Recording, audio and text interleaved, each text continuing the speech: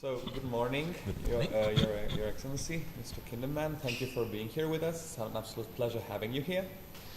And we would like to ask you a few questions about your career and your professional experience. So, you have had a very successful career, having ambassador to Saudi Arabia, to Bulgaria, to Israel, and to Sweden. And now you're Secretary General of the German Society for Foreign Policy. From these different positions, which have you found has been the biggest challenge?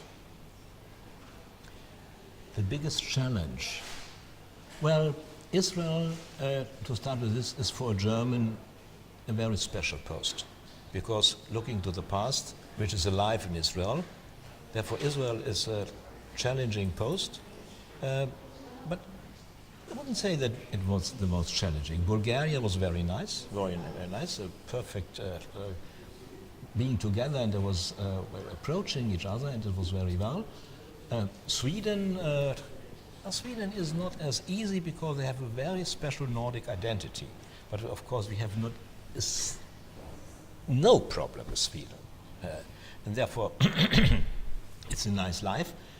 But you have to learn the Nordic identity, this is maybe the most important as ambassador. You have to look to the identity of the country, not only to the political dialogue, the identity. And therefore culture is so important. You have to look to culture because culture is an impression of identity. And identity is the ground for all politics, and therefore this is an important point. Saudi Arabia, in the end it was very nice. I extended my time in Saudi Arabia from usually 3 years to 4 years. But the start in Saudi Arabia, especially for my wife, was not quite easy. But as you know, we extended. This means we are very happy also in Saudi Arabia. Therefore, I have nothing to complain. Great. Of course.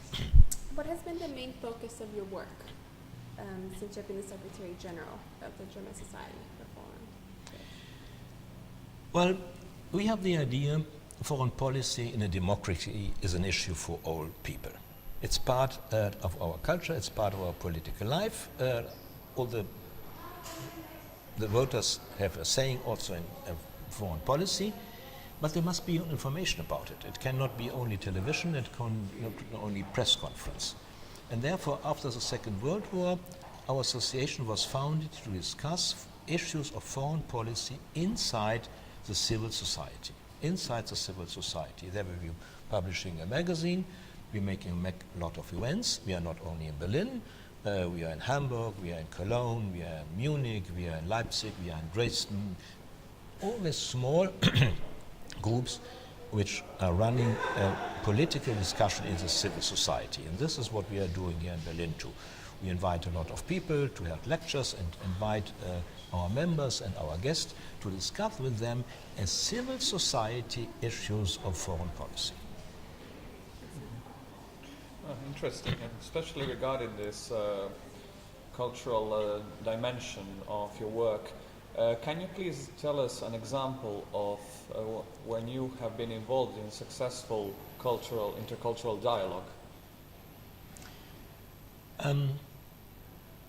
Well, for example, cultural dialogue more or less always has an importance because it's easy to found a bridge and relation when it comes to culture. This does not mean that it's easy to organize it. But exhibitions, for example, we are inviting, as in my time as ambassador, I invited orchestras, maybe here in Berlin, Schaubühne vom Hallischen Tor, for performances, music, and to show a little bit in their hosting country the German culture, and on the other hand to discuss with them how they see our culture. Is there a relation? Is it interesting for it's maybe an impulse, what we can take from the hosting country to our culture, because culture is talking about identity. And this is the most important point. In foreign policy, we have to talk about identity. The identity is different. Sometimes the ruling system is different, the law system is different, the economic system is different, but the most important point, the identity is different. And we must speak about identity. But you cannot speak about identity in a political way. Of course, you maybe have also political identity, but your main identity is a cultural one. And therefore, culture is so much important, because this is a way to open the gates to a free dialogue where really all problems are discussed. And therefore, I'm so much in favor of cultural events and cultural diplomacy. Of course. Thank you. What inspired you to become a diplomat, and what advice would you have for young people today who are on this path? To be honest, I never had the idea to become a diplomat. I studied law, and I came to the Ministry of Justice, and I was a private secretary of the Minister of Justice, and the Minister of Justice became Foreign Minister. And he simply told me, you have to follow me, we go together. Well, I said now in a very open way, if I become Minister for Labor, I would be in the Ministry of Labor. It's very simple. I had not an idea. Well, and then I spent with him some time in the headquarters of the Foreign Office. Well, and then the political power changed. There was a new foreign minister, and what to do with somebody who's working with the foreign ministry? You make him ambassador and send him abroad. Well, but it was no intention in my life. But then it was not a long time. So one last question. What do you think is the identity that Germany now expresses and impacts to the outer world? What is the main characteristics? The main characteristics is that you have to deal seriously with your past. Seriously with your past. All countries have a past, and sometimes is neglected. In my generation, in the years of the student revolution, I was an active member of the student revolution. We were so unhappy with our country because we never discussed our identity, we never discussed our past, but this is necessary. You must discuss identity to be a free country and really to have an open society. And therefore this is, in my idea, the most important, that countries allowed to discuss openly, also with minorities, with everybody, what is our identity, where we come from, who we are, what is our way in the future. There must be an open discussion in the civil society, not only in the political area, not only in the diplomatic area, in the civil society.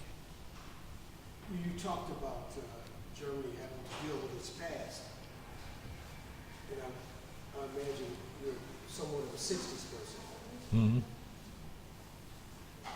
Isn't it also true that in the 60s there was a question of women's liberation, the question of the colonies breaking free of the colonial rule, the Vietnam War, all of this being contested here, right here in True. Germany, out on the states of the government True.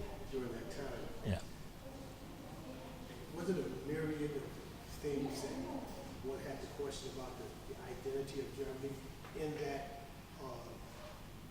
the United States was staging part of its war for Vietnam right here in Germany? Yeah, true. How would that coincide with what you were saying, those different factors? Well, I was an active member of this movement, and I was very, very unhappy with our system. I was very unhappy that I had the idea the free discussion in our country is blocked, and therefore we did what this generation did. We made protest and whatever.